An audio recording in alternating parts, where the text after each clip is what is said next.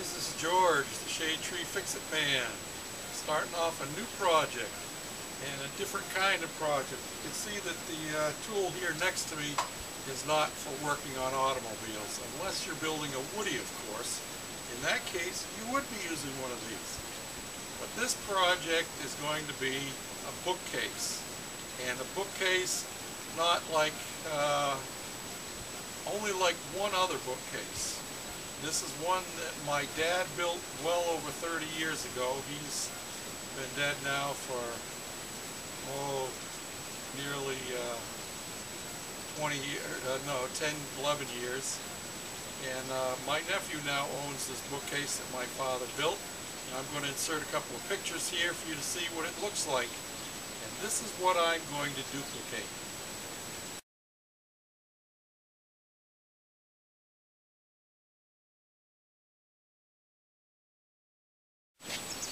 Now, like any good woodworking project, you need to start off by making a few plans. Because I have pictures that I've shown you of this bookcase, but you need to make up a materials list.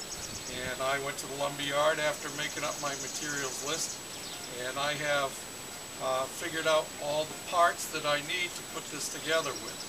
So I'm going to start by cutting my top shelf and my bottom shelf, which are the widest pieces on the whole bookcase. And for that I'm using 1x12. This whole bookcase is being built out of pine. And so I'm starting off using 1x12, and my top piece has to be 34.5 inches by 11.25. Well, 11.25 is just exactly what a 1x12 is. 34.5 inches. I'm going to make it a little bit long because there's a split on the end.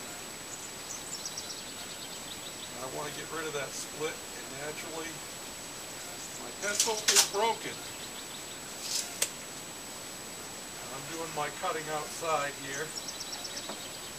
Keep the mess out of my shop, plus I don't have any room to set up to do it in the shop. We'll be assembling it inside.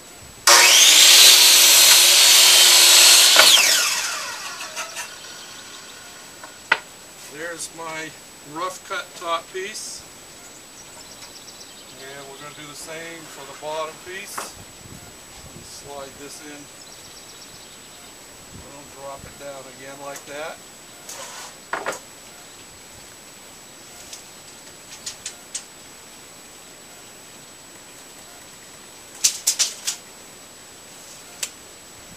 I'm making them bigger than they have to be, for handling purposes.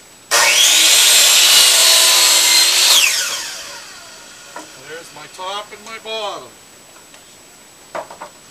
My top and my bottom.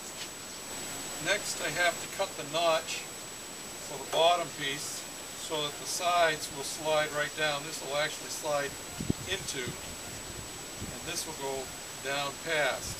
You'll see as we put it together. I took some pictures of the marks where I marked it to cut, and you'll see those in the snapshots.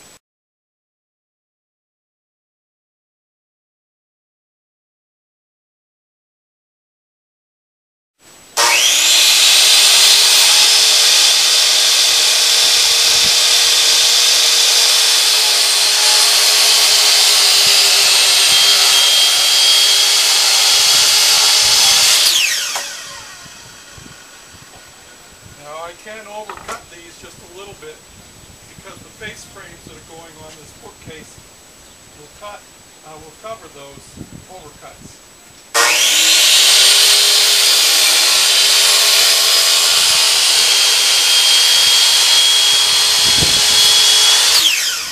Just as long as I don't go too far. And to finish this notch cut, I'm going to have to take it in on the table saw.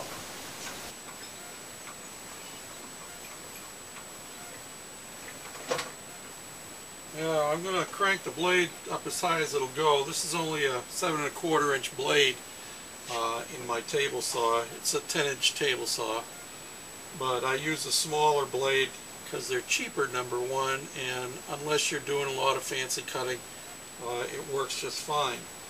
And it's actually what would be used in a circular saw. So I'm going to cut my notches, and you'll notice on my saws that I don't have the guards on them. This table saw here is about 40 years old, and I bought it brand new back in the 70s. And my miter saw that I have outside that we were using earlier, I've had that since 2001, and it was already used when I got it. But I would encourage you guys, if you're going to buy new, that you get them with guards on them. Miter saws especially, you could still use them with the guards. The guard was already gone when I bought that miter saw. The table saw, I never installed it because there are so many cuts that I do that I have to drop down over the blade that you just can't do with a guard in place. But you have to be very careful. And how do I know? I don't know if you can see it well or not, but can you see the difference between those two fingers right there? Yeah, that finger right there I actually cut off on a table saw, this very table saw. And I did it before I became a professional carpenter. I have never cut myself on a table saw since then. You have to be very careful with them, any kind of power equipment, and I don't need to tell you guys that. You all work around machinery all the time, so you know how dangerous it can be. But just those words of caution.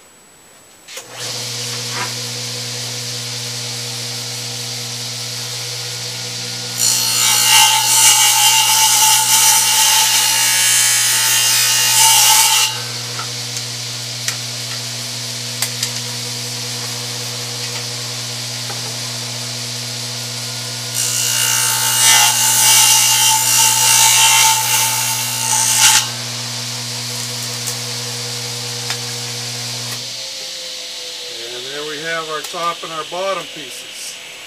Now we're going to go on to our side pieces, which will be next.